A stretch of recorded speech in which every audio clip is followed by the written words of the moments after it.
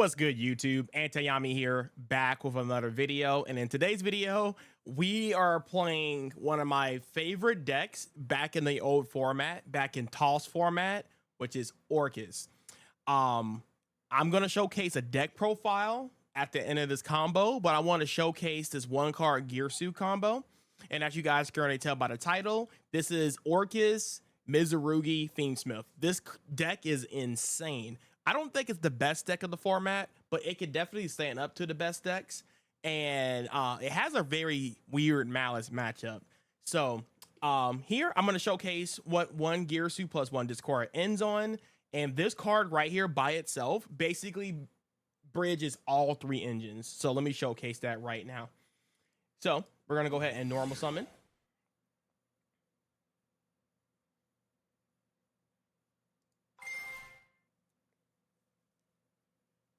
We're going to activate the effect. And we're going to use the effect to dump Horror. Then we're going to activate the effect of Girsu to give my opponent a token and give myself a token. And then we're going to link into the Link 1 Galatea. This card is crazy. Okay, I guess I can go over the new cards if you guys don't know what these cards do, because I think a lot of people are now learning what Orcust was doing. So I'll go over the new stuff. The old stuff, I think you guys can just kind of figure out on your own. So this card is a Link 1. It can use any Orcust or a World Legacy monster. So it can also work with like just basic World Legacy monsters. For example, I'm playing World Crown. So Crown is not an Orcust monster, but it can go into this, so which is really cool. You can only link summon this card once per turn, and you cannot use Ding for this. If you guys look here, Ding can go over any of the Orcust links except for this one, because it states this. This actual effect is once per turn, you can discard a card from your hand, and then you can add any World Legacy monster or Orchestrated Babel, which is the Orcust fill spell, from deck or graveyard. Graveyard is also very important. Don't sleep on that part of the effect. And then its graveyard effect, which is insane. Link ones, by the way. You can banish another Orcust monster, not World Legacy, just Orcust. So don't be banishing World Crown or anything like that. But any Orcust monster, you can special this card from graveyard back to your side of the field. And it doesn't leave the field, it doesn't banish itself or anything like that, which is stupid. Super stupid, custom. So yes, this card fixes the deck a lot, and the Link 4 also really fixes the deck up a lot too. So we're going to activate the effect. We're going to pitch our random card here. And typically we will search for Babel, but we're not searching for Babel in this combo. We're going to be searching for, as soon as DB stops lagging, the World Crown. And every single time I go for the Link 1, I always search this in this deck. Every single time, because I'm playing Fiendsmith. It's going to make a lot more sense when we get to it. Basically, World Crown states is that it can summon this stuff in defense mode. Very important. Make sure you summon this card in defense. The only time you can summon this card in attack is when you send World Legacy 1 to the graveyard to summon this card in attack. Only way. So it can summon this up to a zone, a Link monster points to any Link monster. It doesn't have to be like an Orcust or anything. And it just special summon itself, right? Its other cool effect that comes up a lot, you can actually end on this on your opponent's turn. You can summon it on your opponent's turn. Quick effect, you contribute this card to negate the activation of a monster that's summoned from the extra deck. So there's a really cool line to beat cards like High King Caesar off of one Girsu. We'll talk about that in future videos, but it's really, really solid. It also checks a lot of imports and stuff, because sometimes you get to this card and you summon it and it's just very awkward. So it's really cool. But that's those main effects for the most part. It doesn't have really any graveyard effects or anything like that. Those are the main two functions. But in this position, we're going to use it as an extender. So now we're going to go into our Moon into Requiem. And then Requiem is going to summon our Lacrima. Summoning the Lacrima. And then we're going to activate the effect of Lacrima to dump our Engraver. Then we're going to overlay into Kings of the Pharaoh Imps. Like insane, right? So now we get full Mitsu combo off of this. So we're going to activate the effect and make sure you detach the Girsu. I think that's a little bit more important. Then we're going to search our Habakiri here. So there's a lot of different things you can do in this position. I'm going to do a certain way that I feel like it's the best way to play this handout. But you have Harpour, which is basically full Orcust combo. You have this in the graveyard that can summon itself back. You have Fiendsmith engine rolling, Engravers coming out, and then you also have Habakiri. So you have like 4 options in this one particular line if it gets this far. So remember, you're playing Fiendsmith, so you got to make sure you use your Fiendsmith cards before you use your Orcust cards, so you're not locked into darks before you make your Fiendsmith cards. They're all lights. So in this particular situation, I'm going to go ahead and start with the Habakiri here, and we're going to tribute, special summon the Saji, and then we're going to tribute Saji, and then Saji's going to trigger its effect, and we're going to search for the ritual. Then after that, we're going to activate ritual. Then we are going to summon from hand, which is going to summon from this. And we're going to dump the 2 from the deck to grave, or I guess tribute. So we're going to send Aramasa and Kanaji. And then chain link 1, targeting that. Chain link 2 is going to add another Habakiri.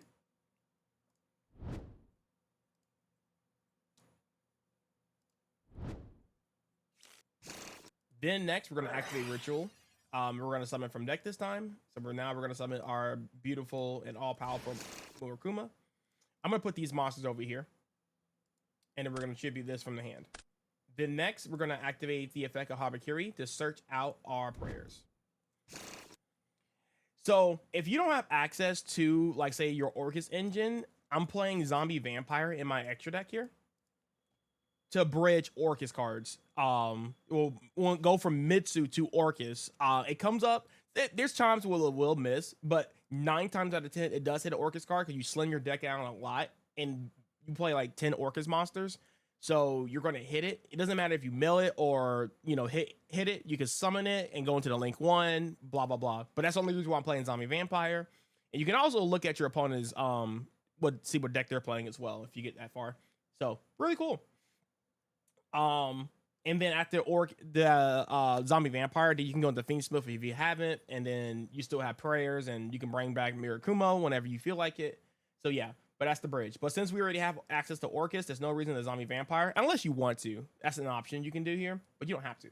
So next, what I'm going to do here is that I'm going to go into the Galatea line here. So we're going to actually banish the Girsu, and then we're going to summon back this. And then we're going to link these off. And then we're going to go into our link to Galatea. Effect of Galatea is going to actually shuffle back the Girsu. And the reason why I'm doing this early is because I don't want my opponent to like cook me with Nib before I get access to the fill spell.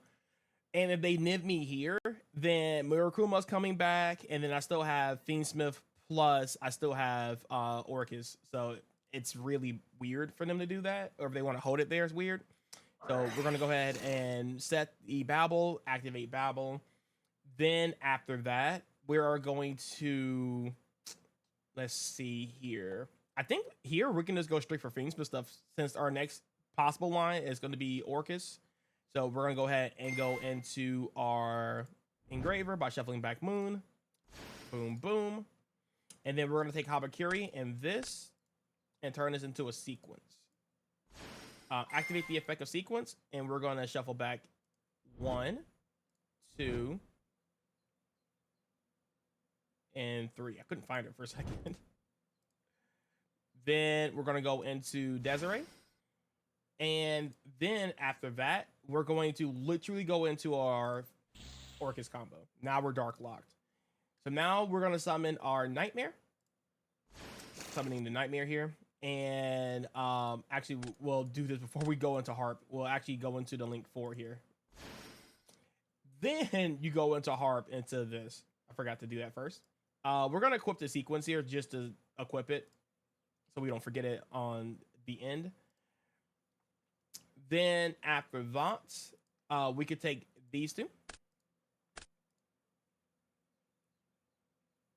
and we turn these into an IP. Then we're going to use the effect of Nightmare. Nightmare is going to dump Symbol, and then Symbol effect. We're going to bring back our Galatea.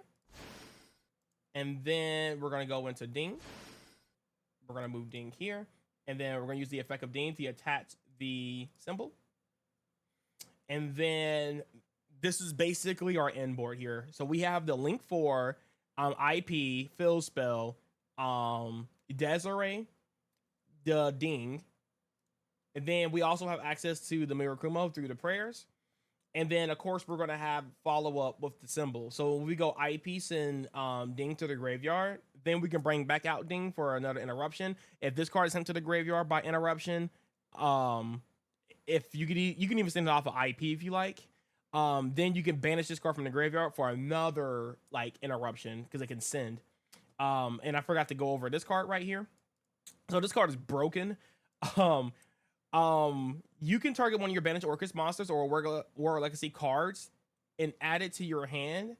And then if you shuffle back one card from your hand into the deck, you can take control of one of your opponent's monsters. So there's some combos where you can actually take the Nib token, or the Nib token, the War Legacy token, and turn it into an IP in a lot of different scenarios. But this card is going to help you recycle your engine and also becomes like a double interruption, which is really, really broken. And on turn 1, typically you're going to always like use this effect on end phase unless you're linking this off for an IP. To basically, and I'll showcase this right now because it's kind of cool. So we're going to go ahead and set this. And then we're going to move the end phase, right? Then we're going to activate this effect.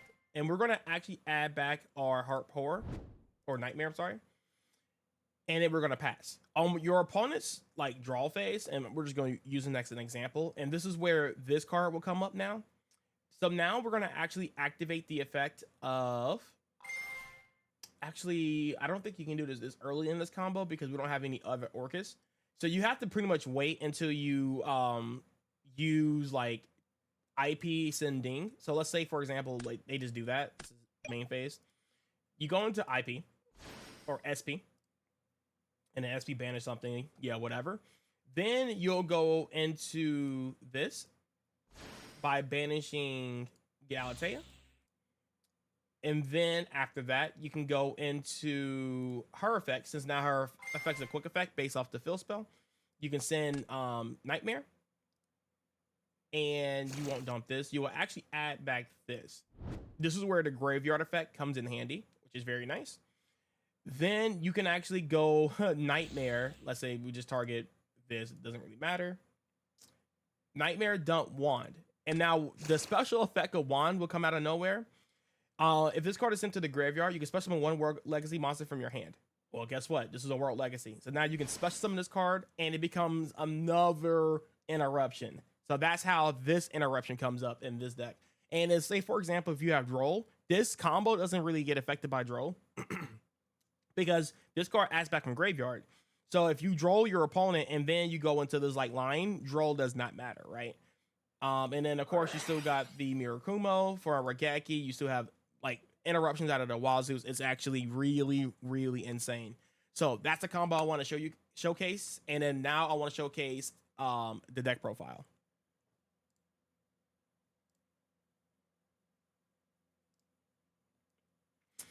All right, here's the deck. I think the side deck is still in work. The Bestials do come in handy in a lot of scenarios, and I do like side decking these 4 cards in particular. Of course, there's some Caesar lines you can go into because I do play Caesar in this deck, and I think Caesar is really insane versus a lot of decks in the meta. But we're in a new format right now because there's a lot of people playing punks and again Orcust again, and I can't think of any other decks that's relevant right now. But yeah, a lot of people are trying out new decks, and of course, the still meta decks are Malice and Mitsurugis and Ryziels. So those are still top contenders, but Solemn Warning is still Solemn Warning. It's pretty good. Well, it's more like a strike, if that makes sense. More of a strike. But yeah. So yeah, this is your extra deck. I'll go over this real fast, and then we'll go into the main deck. loaded backwards. Helps you bridge into Mitsurugi's. Comes up a lot in your combos and in some weirdly niche situations. This helps you bridge into your Orcust engine. Comes up a lot if you start with the Mitsurugi engine. Ding. Also, there's some lines where the Mitsurugi engine actually bridge into your Orcust engine by going into Ding, because you can actually take, instead of going to Zombie Vampire, you can go into this and then make the link one. And then if, let's say for example, if you start with this in your hand, or you have this in hand, or this or whatever, you can actually go into the link one off of sending Ding, and then use this effect to send these cards to the graveyard and then go from there. Very versatile. Caesar is just really good in the Fiendsmith line. There's certain combos where you go for that instead of Desiree. IP, great for Embor. SP Loader Knight just broken in his deck. Again, 9 times out of 10, all your monsters are dark except for the Fiendsmith engine and Caesar. So SP is always live. This card is just custom. I'm playing one Galatea. I don't think you need multiple Galatea if you know what you're really doing with the deck. But if you're not very sure or how to play with the deck, or you need double Galatea, you could probably cut Zombie Vampire and put in the zombie the second Galatea, or you can cut Desiree or whatever you want to cut. But I think if you know how to play the deck very well, you just need one Galatea. Because we're not main decking the counter trap. We're side decking it because the deck already plays, like, I want to say, a good number of cards you don't want to open. So I decided to eliminate as many breaking hands as possible by just playing more starters. And you don't really need Galatea. She only comes up for the fill spell, and that's basically it. And it's sometimes where you go link 1 into fill spell, but you go link 1 searching crown because you're playing the Fiendsmith engine, and then this will search out your Babel, and that's all you really need. This is like crazy tons of interruptions off of the fill spell if you full combo. Lone Girsu helps you go into the link 4 very easily. Now, I had to showcase a combo of how this card comes up a lot, but this is a mandatory card. You can't cut this card. And it's also good for recycling your stuff and also board breaking because it doesn't target. This link 4 is broken. It's really good. It does it all. It's interruption, recursion. It's just good. Like, very, very, very good boss monster. Closed Moon. And I mean, all the Fiendsmith stuff. And then Necroquip. What's really cool, Necroquip comes up for the draw effect in this deck. If you hard draw Engraver and you don't use Engraver, and you wait until you make the Necroquip and then Engraver effect search Saint to draw a card, or you can use the Galatea discard effect to discard a monster, and then you can draw a card off a Necroquip. Comes up sometimes. Side deck, we're not going to talk about it, but this is what's been personally working out for me, and it's been very, very good. All right, so the main deck. So we're playing only we're only playing 12 non-engine in this deck. Now, you could opt to play more non-engine if you want to cut like Mitsurugi Prayers or Ritual to 1. You can probably go smaller on the Fiendsmith engine, but the reason why I have my Fiendsmith engine like this, because this is like the perfect amount. The second Engraver does come up in more cases than not, and you're also playing Saint. So, like, you can hard draw this, and these cards are not dead. There's options where you could probably cut like 1, 2, 3 these cards and play in 3 more non-engine if you like. But I like the way this deck feels. Games 2 and 3, I side in and side out cards that I like, and then have more playability in games 2 and 3. So I think these cards are fine. I had no issues of breaking boards or things of that nature with the nature of the deck, since it's really good going second. Of course, you're playing your Girsus, you're playing your Harpars. These are your 1-card starters for your Orcust engines. This is like the better starter, but this one plays better into hand traps. So very good. Mitsurugi Prayers. It's basically just a Hapakiri, essentially, because you can go draw phase, search this, and then you're off to the races by using this effect, going into Saji, and then you're going for the full combo.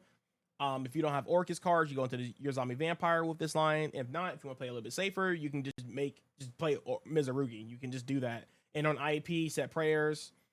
You can also go into the Fiendsmith engine on top of that as well with the IP and stuff like that. Like, it's very versatile. It's very good. Of course, you're playing your Orcust breaks here. These are the cards that you typically don't want to see, but it's not the end of the world when you see these cards, because you can still do things, because this deck is going to pretty much draw 1 bad card per match. It's just what's going to happen. So you can utilize these bricks by discarding it off the link one, because you will discard a card pretty much in every single one of your combos. So drawing one bad card is not the end of the world. This is a normal summonable card. You can actually use Nightmare with the discard effect, and it's still like fine. This is probably the worst one to draw, but again, you can still make do with it.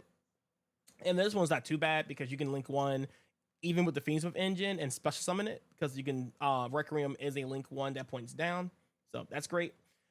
So yeah, Foolish Burial is just another starter for Orcust, which is really really strong. And then sometimes you could probably dump Engraver. It never came up, but maybe it could. I don't know. I'm playing the one Babel. It's an engine requirement. Saint. I've been liking Saint here because I want to minimize the bricks and the Fiendsmith engine. There's an argument that you could actually play one Engraver, one Lacrima, one Lurie, and one Tract, but Saint has been really strong. And it's easy side out for going second, because I usually side out these three cards for going second. For more hand traps and stuff like that. So just having the one Engraver in deck is just good enough. But yeah, it feels really good to make Engraver not a brick in his deck, because again, there's a lot of cards in his deck that you don't want to draw, and drawing Engraver on top of the cards you don't want to draw, you just don't want to run into the issue of not having a surge target. And this helps you play through draw a little bit better, because Saint just helps you play through draw a little bit better. So it's pretty good. You still go full Fiendsmith combo, which is really good. And then you can still go into arc like normal summon, harp horror, and go from there. It's like it's really busted. So that's good. Just remember this card has a secret effect. If a Fiendsmith monster is destroyed by card effect, by your opponent's card effect, it can reset itself. So it's like semi recursion. And it also, if you open like one Engraver and you want to go into the Necroquip draw effect, then it's live with that as well. So whatever. And then you playing the double ritual spell. I like double ritual spell in this deck. Like, you don't want to open too many of these cards, but then sometimes opening this card is not bad. So I like two, because sometimes this card can get impulsed and you have no real way to go into your ritual summons. So I opt to play two. I think two is perfect. It's been playing very well. Of course, you play the one Mirakumo. Like, come on, God card in this deck. And then you play the three cards that are semi okay to draw, but sometimes obviously you don't really want to see them. And yeah, I think that's the deck. So if you guys have any questions or anything you guys want me to showcase later on with this deck, will do. I will probably showcase some replays, not on DB, but on EDO Pro, just to showcase how the deck can play through like interruptions, how it can break boards and things of that nature. But yeah, I'm glad to be back, and I'll catch you guys in the next video. Peace.